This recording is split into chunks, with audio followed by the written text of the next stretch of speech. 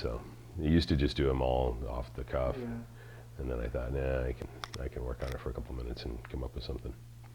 So I think just gonna sit down, just gonna stay right here at the table, and we'll just chat. So this is a men's inner game. The topic here is inspiring women's desire. So I thought this topic was important after talking to a couple of girls who were telling me that they, welcome.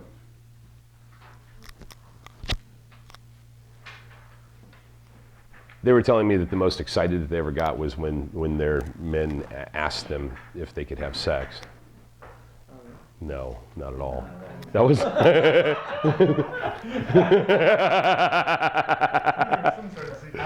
yeah, that was like the worst thing. They're like, yeah, don't be like, oh, thank you afterwards. I was like going, yeah. We have sex. So then I thought, well, but exactly. Well, so what is it? What is it that they want? What is it that men want?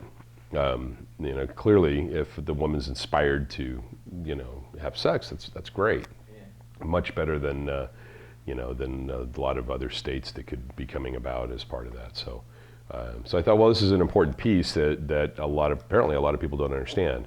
If it's common enough that women think that they need to talk about it, then, maybe we should address it. So then the question is, well, how do you inspire, and how does that go about? And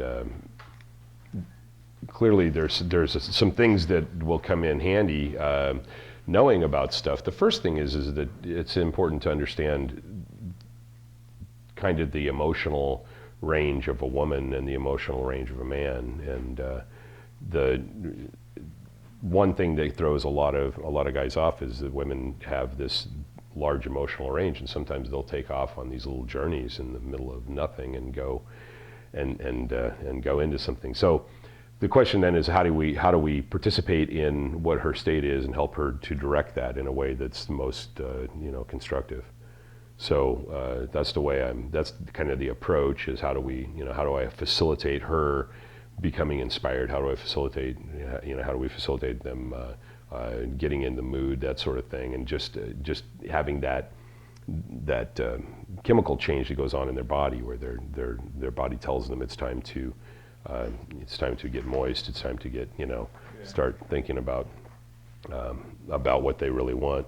So also, it seems like a lot of guys, so men have the same emotional range functionally, but on a practical, useful level, men's range is much more narrow, and so it's okay to do that, but you can't expect the woman to adhere to a more narrow range. That's just not in her nature.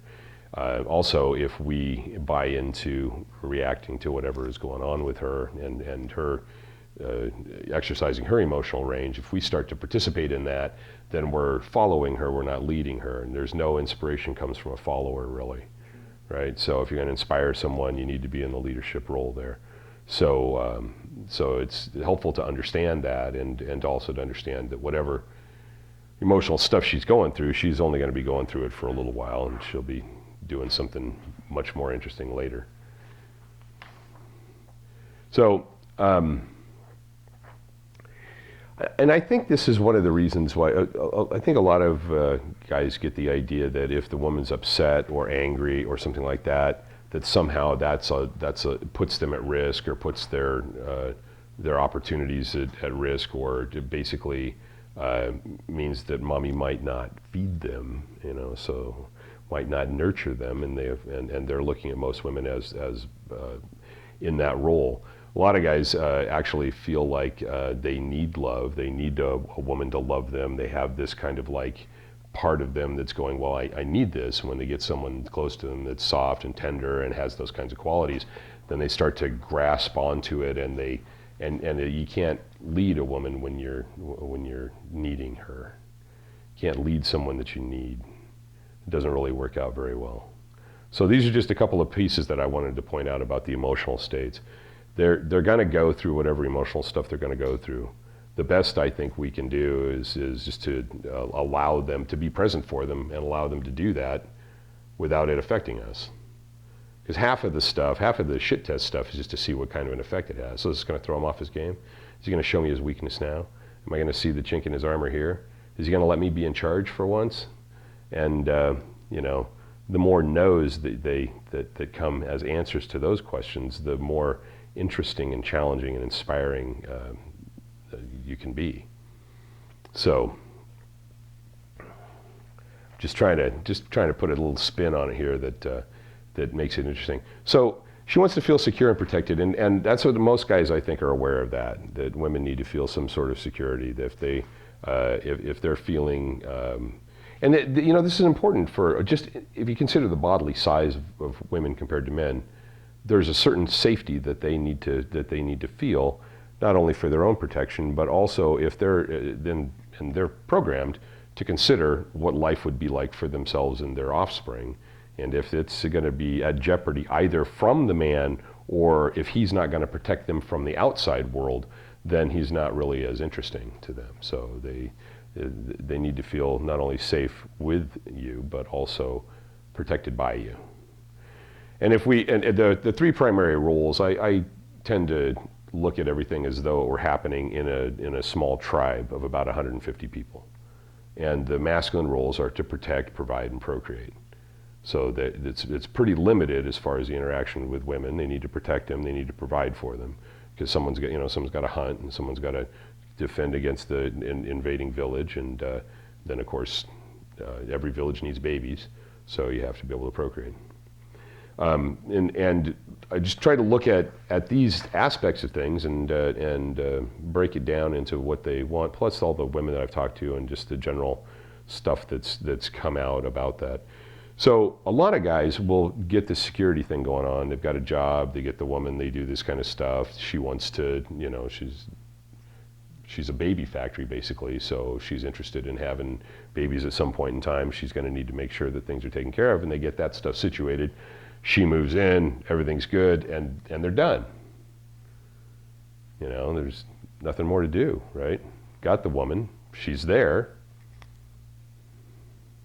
but that's probably not going to keep her around for long, because it's probably going to take a little bit more than that. And besides, you don't want to be supporting the woman while she's off having someone else's babies, really. I mean, that's not, she'll bring them home and let you raise them, you know, but I don't think that's what most of us really are looking for. So we need to keep her, not only inspire her to form the union in the first place, but if we're interested in long-term relationships, which some people are, some people aren't, then we're going to have to be able to keep her inspired over a longer period of time also. And even if you're polyamorous or something like that, most people that are living that kind of a lifestyle still want to have their partners around. They don't necessarily need to want to go out and get a new partner every weekend. But if you're interested in going out and getting a new partner every weekend or twice a week or more often, then you need to be able to throw that switch on, you know, regularly. It needs to be second nature. So women perceive value of themselves according to the connections that they make, according to the network that they're in, according to the placement of the man of their desire within the tribe, which is why, and if you consider protect, provide, and procreate, if you consider those things as being the main factors, that's why some women are really attracted to athletic men, some women are really attracted to wealthy men, some women are really attracted to men with high, like, pheromone content or high ability to have sexually satisfying, that sort of thing. It's more just that primal urge. Excuse me. So I generally think of that affiliation aspect as being the primary motivator for women. They really are looking to be affiliated with people who are of high value, because that's how they kind of judge their value. Now that comes down to a bunch of different things. In the suburbs, that can mean I need to have a nice house. I need to take my kids to the right school, so I can be affiliated with the people who will also have the nice houses and go to the nice schools and stuff like that. The problem that a lot of couples have in the West here is that a lot of times, in order to get that, she's going to ask the man to do these projects around the house, basically to work for her. And that sets up a dynamic in the relationship that can be harmful, because once the man starts to work for her, now he's no longer leading her. And so she gets to critique his work, and a lot of times the nagging and the stuff like this starts to come in, and how come you don't take out the trash, and why am I this, and all these other things kind of come in, and that's because of the positioning's wrong. The man's in the lower position in some of those situations. Now, if you go back to the tribal situation where the women are pretty much running the tribe and they're the ones that are taking care of things at home, the men they have their things that they come back and they'll perform their rituals and they'll do those kinds of things also probably, but they're not like coming in and having a bunch of household chores to do, because the women are getting that done amongst themselves. So it's a little bit different when we're isolated, when we're living in the U.S. here, and couples are isolated in the suburbs rather than living in a group. A lot of men and women don't have a lot of social connections even outside of their immediate family. They don't know their neighbors. They don't know much of anything. So the woman's value comes then directly from the man, and it's hard for her to work with that. That becomes a little bit more of a burden for her. So in order to keep that to a minimum, there's certain things that you probably should be nailed down and made a little bit easier. For instance, if the man can provide enough funds to get most of those home projects done by someone else, then someone else is working for her. He's not doing it. But it also might just be what the level of resistance that he's willing to tolerate, the level of criticism that he's willing to tolerate. Because because it can really turn into kind of a roundabout thing. That's kind of on the downside of it, but the basic idea is to demonstrate the value through those three different avenues. I'm either excellent at providing for you, or I'm excellent at fucking you, or I'm excellent, did I say it? Or I'm excellent at protecting you, right? So, or I'm a combination of the three. And so, somehow in there, I've got this combination of three down, which is really what you want ultimately. But you need to be firing on these different ways in order for her to really be inspired, in order for her to go, yeah, this is the man that I want inside me now, like I need him in me. If you think about it that way, then it does shift things around a little bit, because it's not about her wanting sex. It's not necessarily about her wanting. It's not like whether or not she wants sex. If she's inspired because she's around a man that she feels is powerful, she wants sex. Most women want sex anyway, so they're willing to compromise that and look for all different avenues, even though they're settling and doing a bunch of other stuff, doing things that they think maybe aren't the best for them. They'll go out and do it anyway because they're craving orgasms, is what it is. So if you can satisfy that craving and give them the orgasms, and inspire them in other ways to be able to express themselves fully, then that's helpful. Also, they need to be able to trust that you're not going to flip out if they really have a good sexual experience. So believe it or not, there are guys that when the woman really starts to claw in at the sheets and wants and is saying, touching herself, maybe telling him to, I want you to fuck me in the ass or something like this. A lot of guys can't handle that much power coming from their women, so they kind of shut down. I've talked to women who've been criticized for stuff like that don't feel like it's okay for them to be fully sexual. They're still carrying around the shame, of course, that women are kind of taught that for a woman to be sexual is inappropriate. So the women that really kind of are sexual in our culture often have broken other taboos and other kinds of things that they're doing because they're expressing themselves, and the message is that that's not appropriate. I don't know where all these generations of men are that were complicit in this and said, oh yeah, you're right. But I talk to men all the time that are like, I wouldn't want my daughter, I'm like, you wouldn't want your daughter what? Enjoying herself? And it doesn't quite make sense to me. You wouldn't want her to be fulfilled or satisfied? You wouldn't want her to be looked down on by other men that think like you? Yeah, okay. That's, I think, what it comes down to. So A little bit what we're trying to do here is to get under their skin and not, without consciously bringing it to their attention, we want to fire off the things inside of them that trigger their desire. So being a challenge is another interesting thing. So like the idea of asking for sex. So if a man's asking a woman for sex, he is not a challenge to her. She's got him. I mean, there's nothing, I mean, he's asking, you know, that's all gone. The same thing if the guy, and I talk to guys that do this all the time. I talk to guys sometimes that tell women that they've just met or haven't even met. Maybe they're doing some online thing, and they get some woman, they're chatting with them or whatever, and they're talking about, oh, I'm gonna fuck you, I'm gonna do all this kind of stuff, and I'm like going, why is she interested in you? You just gave it away. You know, you're giving it away. Why are you giving it away? It's not valuable. If it's not valuable to you, it's not gonna be valuable to her. You know, make her work for it. She wants to be with a man that is right on the edge of what she deserves. That it's like the best that she could possibly deserve, because people have these feelings about what they deserve and what they don't deserve, and they're usually wrong because they deserve better. But nevertheless, that's the edge you want to be on. So a guy that, and she knows she's got flaws. She's got a mirror. She listens to herself. She knows what kind of attitude she's got and stuff like that. She knows she's not perfect. So if she's the perfect thing in the world for you, if she's the best thing in your life, then there's got to be something wrong with you. This is kind of what her brain's telling her. Is like, why is this guy throwing himself at me? You know, I'm flawed. I know I'm not perfect.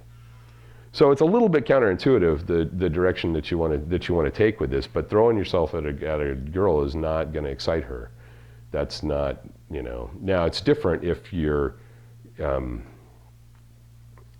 leading her. If you know where you want to go, and you're leading her there, that's a whole different story, rather than making her out to be the prize or that's the kind of the terminology that's being used. But making her out to be the desired object. If you're not the desired object in her mind, then why should she be the desired object in your mind? So what we're trying to work on is how to keep yourself elevated into the status of the desired object in her mind. Now she might also be the desired object in your mind, that's fine. But if that's the only thing you desire, then that's going to be a little bit less than what she probably really wants. So, being primal is an interesting thing, and there's a lot of guys who have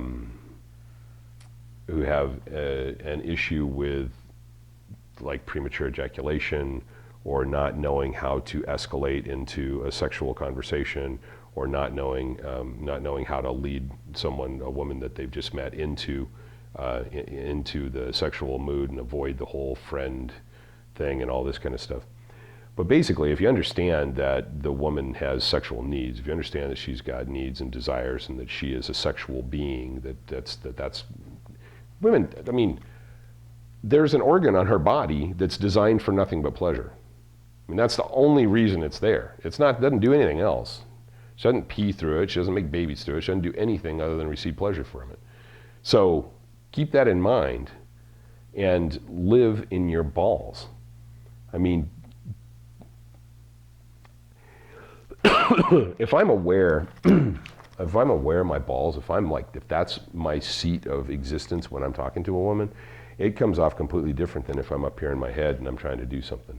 It's a whole nother thing that's going on. I could be saying the same thing, but my body language and my tonality and my posture and everything is going to be very different. It's going to be much more primitive, much more about the mating aspect than anything else. And that awareness in me is going to reflect in everything that I say and do. So it's going to come across differently to her when I'm doing it. There's areas and levels where in the body kind of where people's energy kind of stops, where their consciousness kind of stops. I don't want to get all woo-woo, but just bear in mind that this might be a possibility. For instance, some people only go down to the throat.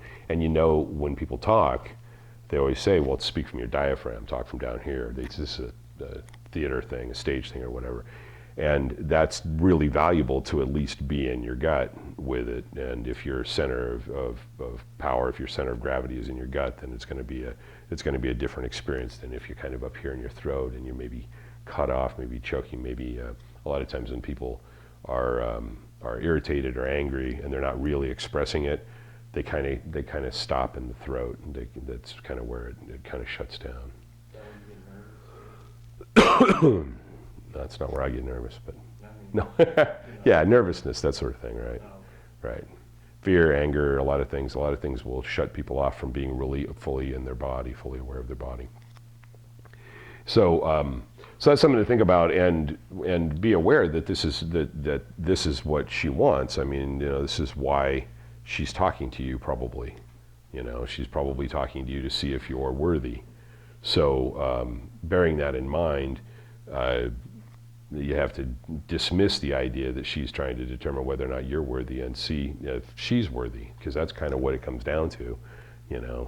That's why giving away the store and going, oh yeah, I definitely want to have sex with you. I mean, as soon as we get a chance, I'm gonna, whatever. Saying pretty much, in my mind, saying pretty much anything about sex directly is flawed, unless you've already established that they love to be fucked by him, and I love to fuck you. And like, that's gonna, you fire it off there. I mean, that's a good thing. But if you're saying it prematurely, if you're saying it ahead of time, then they're like, well, now I don't know, because now I have to sit back and judge you, because now apparently I'm in charge, because you've already given away you've already laid all your money out on the table, and I just have to decide what parts of me are worth that much money now. Instead you hold back and you go, well, I got the stash over here if you're worthy. But they don't need to know exactly how much you got. They don't need to know, Any rate, so being primal and being good at sex is in my opinion, that's a really important part. And so if you don't have that part down, I can work with you on it, or there are other places you can go if you want to study Tantra, if you want to study almost anything, just do it. Just figure it out. Get that part of your life handled, so that when there is a woman there, you can be the best she's ever had. There's no reason not to be. I mean, not everybody's going to be Olympic quality at anything. There's a lot of amateur sports. We were just talking about a local dodgeball team, but someone that's on a local dodgeball team is doing more sports than someone that's not. So so get that part of it handled, and there's no reason to let your neighbor have your wife or your girl, unless that's what you want, and that's okay. But doesn't have to be that way. And if she's inspired, and if you keep her inspired, she'll keep coming back. So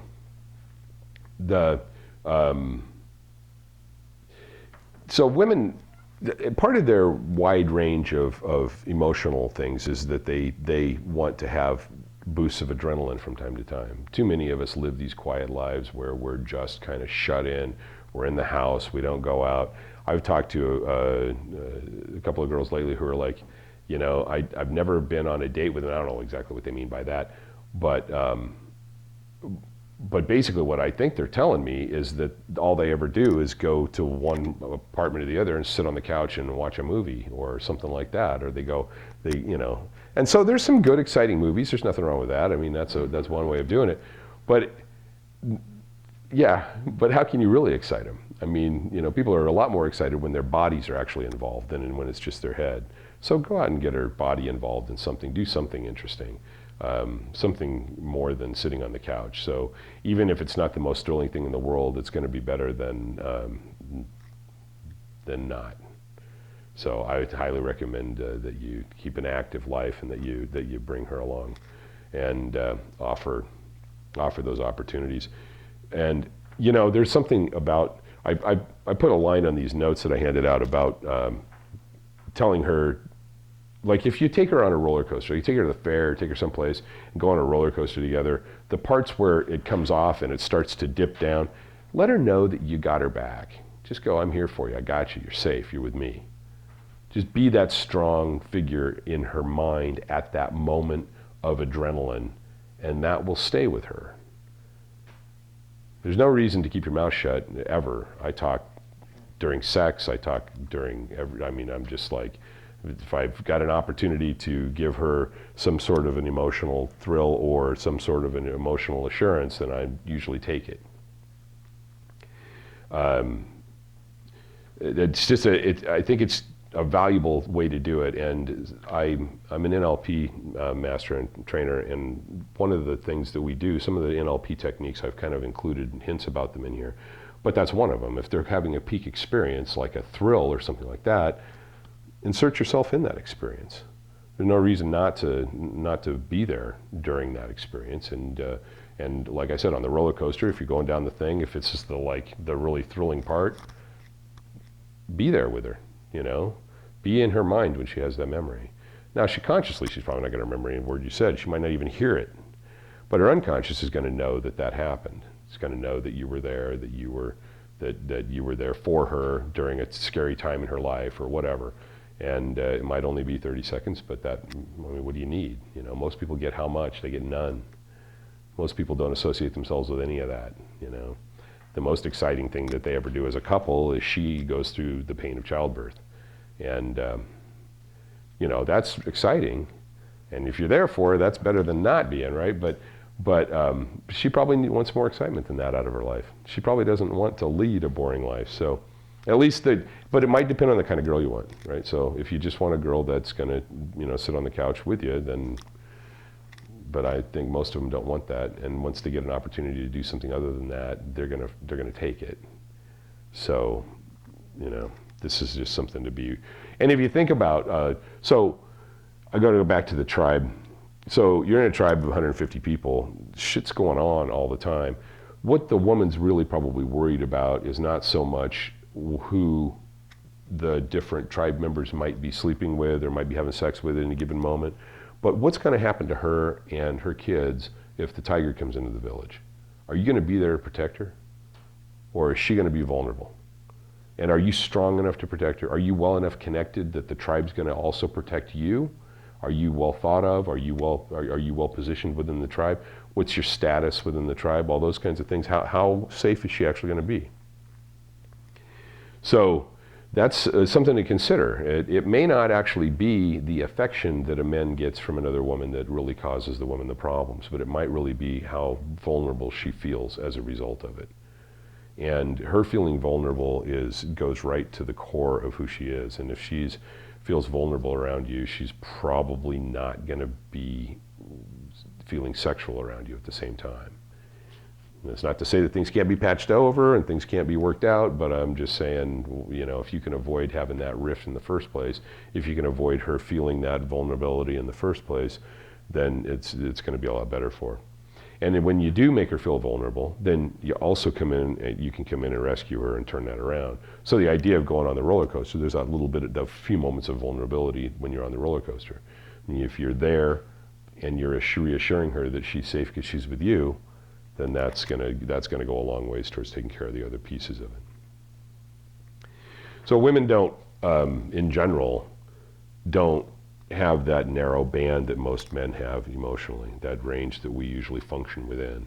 And so what we need to do is to know that and to trigger those other feelings in her on a regular basis. So that might mean, so the idea of security and protection is, if that's the only thing that's getting fired off, it's probably not that good. If there's not any excitement getting fired off, it's probably not that good for her. If there's if she doesn't feel like she needs to take some moves to pull you closer from time to time, then that's not that good. So a guy that's always there, that's constantly reassuring his woman that he's there for her and all that kind of stuff, then she never has to miss you or feel the need to seek you out, feel the need to get her reassurance from you, because if it's just like given constantly and constantly and constantly, then there's no need for her to want you even. It doesn't happen in her unconscious that she goes, oh, I feel that emptiness, that need. So the over reassurance, over being too present, all the time, not having hobbies or times to get away and things like that. If you're living with someone and you don't have a way to get out of the house 1 or 2 nights a week, it's probably overexposure. It's probably going to be just too much, unless you guys have worked out something where you both have a common passion that's driving the whole thing. But still, she's going to need to go through the full range of emotions. So you don't want to try and nail her down to any one particular state.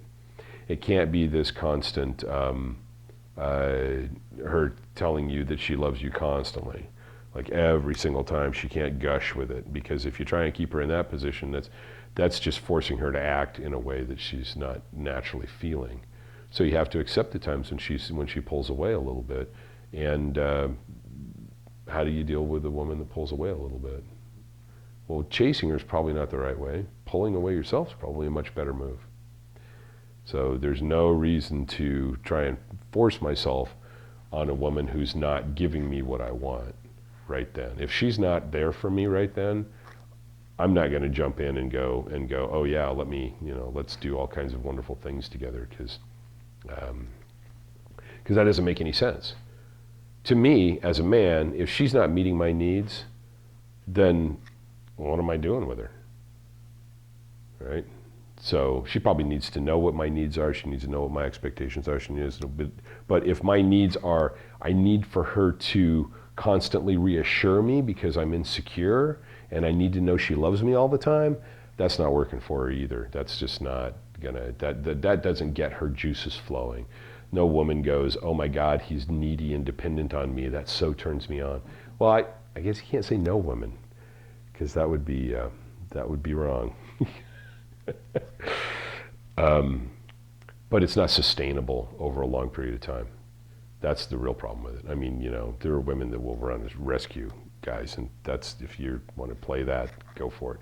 But it's not sustainable. That's not gonna hold a woman's interest over a long period of time. So, or the woman that it does hold the interest of, is going to be a really interesting relationship. And I'm okay with that, but but you might want to think about what you're doing with that. So there's a couple things here, and this is I wrote this last bit mostly for new types of relationships, people that if you're just meeting someone. So like if you're meeting someone and you're wanting to get to know them better, you're wanting to inspire them to want to get to know you better, even if it's you're just gonna go for getting a phone number or something like that. Still getting in there and getting some emotional responses from her, engaging her emotions in some way is always a good idea. In conversations, it's easy to find out what her peak experiences are. There's certain questions that you can ask that'll get people to tell you what's the best things that ever happened to them. Like, if you ever been on a vacation, what's your favorite vacation? What was so good about it? What was the best thing about it? Oh, really? You like, I don't know, whatever. They're going to bring something up. And if you associate yourself with whatever it is that they bring up, say they go, they saw a beautiful cloud formation. I don't know why I'm thinking about this, but okay. So they saw this beautiful cloud formation over this mountain. It was this great thing, and it's like, yeah, because that's great, because I used to study clouds, because I did meteorology when I was in the military, and so that was so I know a whole lot of stuff about clouds, and I've seen some really amazing clouds, and I always love looking at clouds. In fact, I used to be able to just sit back and watch clouds go by. There was a book one time, I think it was called Illusions or something in it, and the guy in there was doing cloud vaporizing, and it was it's 1970s metaphysical book, but it was written by Richard Bach, the guy that wrote the Seagulls book, I think. What was that called? Jonathan Livingston Seagull. It was really big in the 70s, Jonathan Livingston Seagull. At any rate, he wrote another book too, and it was called Illusions, and that was the thing. The guy used to sit back trying to vaporize clouds with his mind. I think I've overdone associating myself with clouds now, and I would move on probably before I got that far with it. But at any rate, I'm just saying that's why I'm thinking about clouds. But she's probably not going to say she likes clouds, but she might say she likes she likes the beach for some other reason. And and it's always good to, you know, if she likes the beach, and you like the beach, tell her you like the beach, you know, the beach is cool. I love standing on the beach when the wave comes up and you're in that part where the wave just kind of washes over your feet and the sand kind of goes away and shifts underneath you. That feeling is so neat. I don't know what it is about that, but that feels great. It's another great thing to talk about with a woman is also feelings. And not just emotions, but kinesthetic feelings. Like, how do things feel? Well, let's talk about how they feel, because when you're talking about how things feel, you're eliciting a whole response in her body rather than just in her mind. So feelings are always good, and if they're and if you can get them into their body and into what they're feeling, all the better for getting them into, like, what's your favorite thing to do with your body? Let's go do that. So feelings are always good, and it also indicates that if you're talking about the kinesthetics, if you're talking about feelings, things that happen in the body, that you probably are available for other kinds of feelings, because emotions happen in the body too. You know, like a broken heart really feels like freaking, you know. So that's, you know, that's where it actually happens. A broken heart doesn't happen in your hand, you know. That you know, those different feelings happen in different parts of your body too. So if you're kind of letting her know that you're open and available for that sort of stuff by talking about how things feel. I gotta talk about when I ride my motorcycle. One of the things about the motorcycle is it's not just riding the motorcycle, but it's actually feeling the bike as it tilts and it leans into a curve, and the tires are hugging on the asphalt, and things are, you know, the wind's whipping by, and you just get that feeling. You just kind of become one with the machine, and it's a great feeling. And that kind of thing will get them right into the idea of, you know, yeah, like, let's feel that. I want to feel it. Especially when you're using words like hugging the road, and you're talking about touching, and you're using other kinds of language that indicate things about touching and stuff like that. It's a great place to be in her mind. So I would suggest you go there. So desired experiences is another thing that we're talking about. So let's want something that you want, and even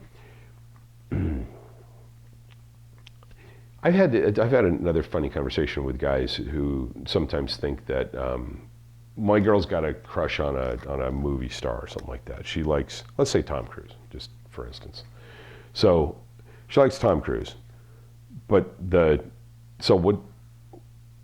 why would that bother me that she likes Tom Cruise? Like, am I supposed to feel threatened about Tom Cruise? Maybe what I should find out is what she likes about Tom Cruise. What do you like about Tom Cruise? You know, like, what's the best thing about him? And she's going to tell me how he looks and stuff like that. Okay, that's fine, but I'm not going to ever look like Tom Cruise, so that doesn't really matter. But once she starts to tell me about other qualities that he's got, you know, well, he's got this energy about him, you know, well, that's great, because I can, you know, if you describe to me what kind of energy it is, I can work on that kind of energy. Or if it's that he's got the confidence, and I'm like, yeah, I got the confidence, come on, you know. It's time to cave. When she says, I like a man that's confident, that's the time to caveman the girl. Just fucking go for it. Anyway, seriously, I mean, she's like, I want you to be confident. Okay, let's go. Okay, maybe it's not if you just met her, but it depends. How many drinks has she had? So then you want to use open loops. And open loops is an NLP term. So an open loop is a story that you don't finish. And this is what all advertisers on television use to stick their commercials in. You get the story up to a point, and right when they're like going, what's going to happen? Boom, that's when the commercial comes in. So the open loops are interesting, because what it does with an open loop is it makes the mind want to know what's next. Like, what's